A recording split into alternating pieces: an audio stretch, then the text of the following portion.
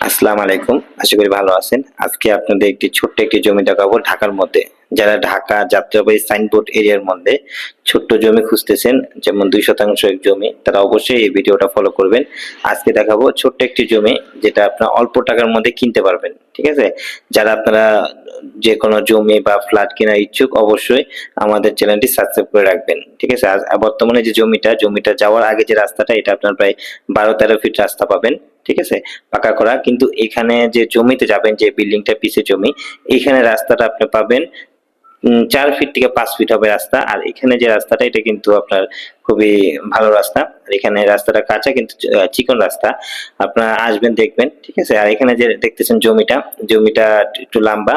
আপনার ২ শতাংশ জমি। যারা আপনারা ২ শতাংশের মধ্যে জমি খুঁজতে চাচ্ছেন বা বুকিং করতে চাচ্ছেন, এটা নিতে পারবেন। এটা আপনি অল্প টাকার মধ্যে নিতে পারবেন।